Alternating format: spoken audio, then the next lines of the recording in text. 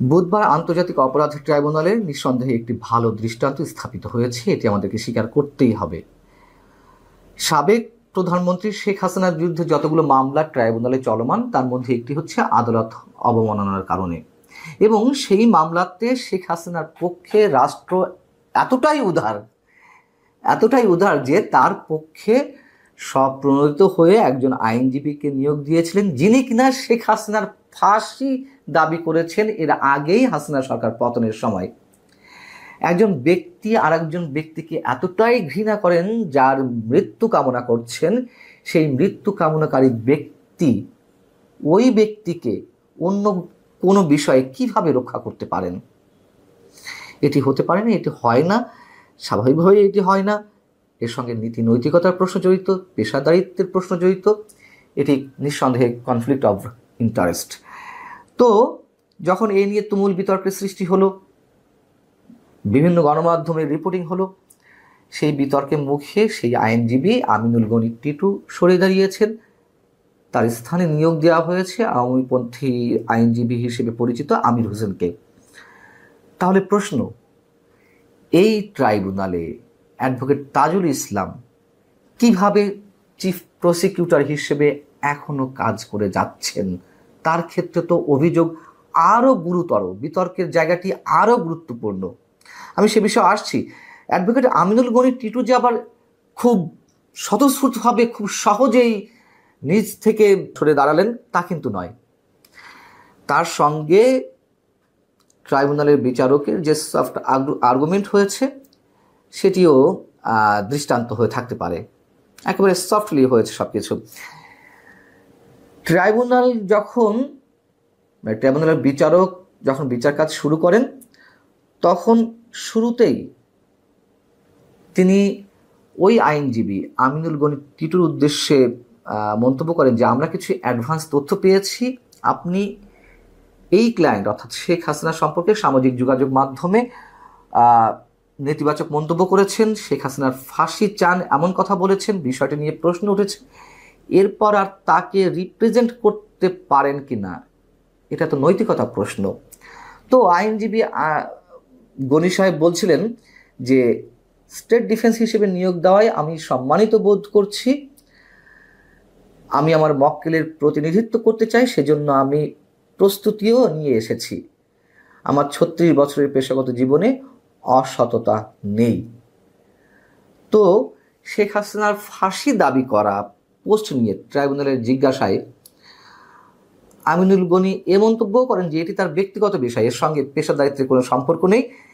এই মামলায় শেখ হাসিনার পক্ষে দাঁড়িয়ে তিনি সততা, নৈতিকতার প্রমাণ দেবেন। কিন্তু ট্রাইব্যুনালের বিচারক বললেন, ন্যায় বিচারের প্রশ্নে আপনি এমনটা করতে পারেন না।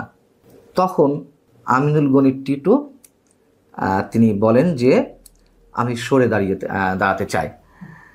সেক্ষেত্রে ট্রাইব্যুনাল সেটিকে মঞ্জুর করে।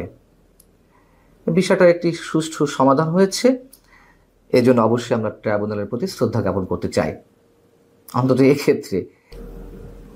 এখন যে বিষয়ে প্রশ্ন করছিলাম অ্যাডভোকেট তাজুল ইসলামের বিষয়ে, 1973-এ এই ট্রাইব্যুনাল তো গঠিত হয়েছিল আমাদের মহান মুক্তিযুদ্ধে যে যুদ্ধাপরাধগুলো সংঘটিত হয়েছে, মানবতা বিরোধী অপরাধগুলো সংঘটিত হয়েছে, তার জন্য যারা দায়ী তাদের বিচারের জন্য, এবং 2009 সালে এসে এটি আবার পুনঃস্থাপিত হয়। সেই ট্রাইব্যুনালে জামাতের শীর্ষ নেতাদের অনেকের যেখানে মানবতা বিরোধী অপরাধের দায়ে বিচার হয়েছে, অনেকের মৃত্যুদণ্ড কার্যকর হয়েছে, অনেকের বিচার এখনো চলমান, সেই মামলাগুলোর ক্ষেত্রে জামাতের সেই শীর্ষ নেতাদের, অভিযুক্ত শীর্ষ নেতাদের পক্ষের, আসামি পক্ষের যিনি মূল আইনজীবী ছিলেন, তিনি আবার এখন এই মুহূর্তে রাষ্ট্রপক্ষের মূল আইনজীবী, চিফ প্রসিকিউটর। কিভাবে সেখানে এখনো মানবতা বিরোধী অপরাধের দায়ে অভিযুক্তদের যে বিচার কার্যক্রমগুলো চলছে তাদের বিরুদ্ধে তিনি অবস্থান নেবেন? এটা হতে পারে? আতাউল গনি টিটুর বিষয়ে ট্রাইব্যুনাল যেই ভূমিকা পালন করলো, অবশ্যই আমরা আমাদের শ্রদ্ধা জ্ঞাপন করেছি এবং করতে চাই, কিন্তু এই বিষয়টির কেন নিষ্পত্তি হয় না? এই বিতর্কটি তো অনেক অনেক আগে থেকেই শুরু হয়েছে, কিন্তু সেই বিষয়টির ক্ষেত্রে রাষ্ট্র একেবারেই নির্বাক। এবং সেই ট্রাইব্যুনালেই শেখ হাসিনার বিচার হচ্ছে। শেখ হাসিনার বিচার হতেই পারে বিভিন্ন অভিযোগের কারণে, কিন্তু সেই ট্রাইব্যুনালে কেন, এই প্রশ্ন আগে করা হয়েছে। যেই ট্রাইব্যুনাল গঠিত হয়েছিল মানবতা বিরোধী অপরাধের বিচারের জন্য, মানে পুনঃস্থাপিত হয়েছিল শেখ হাসিনার মাধ্যমে, সেখানে তার বিচার। আবার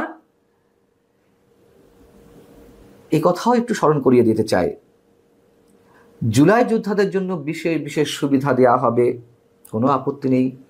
জুলাই যোদ্ধাদের বিভিন্ন ক্ষেত্রে চাকরি অগ্রাধিকার দেওয়া হবে, এইসব বিষয় যেখান থেকে নিষ্পত্তি হবে, সেই জন্য যে আলাদা অধিদপ্তরটি করা হলো সেটিও আবার মুক্তিযুদ্ধ মন্ত্রণালয়ের অধীনে। আবার যেই ৭১-এর যুদ্ধে নেতৃত্ব দান করেছিল আওয়ামী লীগ, সেই আওয়ামী লীগের নেতা কর্মীদের বিচার আবার মানবতা বিরোধী অপরাধ ট্রাইব্যুনাল বা যুদ্ধাপরাধ ট্রাইব্যুনালে সংঘটিত হচ্ছে। এ নিয়ে কি অনেক বড় প্রশ্ন অনেক আগে থেকে উত্থাপিত হচ্ছে না? কি বার্তা দেয় আমাদের মেলাতে কোনো সমস্যা হওয়ার কথা, এবং সমস্যা হওয়ার কথা নয় বলেই যখন অ্যাডভোকেট তাজুল ইসলামকে চিফ প্রসিকিউটর হিসেবে ট্রাইব্যুনালে নিয়োগ দেওয়া হলো, তখন থেকে অনেকের সংশয় ছিল যে যুদ্ধাপরাধের দায়ে বা মানবতা বিরোধী অপরাধের দায়ে অভিযুক্তদের বা সাজাপ্রাপ্তদের অনেকে খালাস পেয়ে যেতে পারেন। জামায়াতের সাবেক সহ সাধারণ সম্পাদক এটিএম আজহারুল ইসলামের যে মুক্তি, সেটি কি কোনো বিশেষ বার্তা দেয় না আমাদের?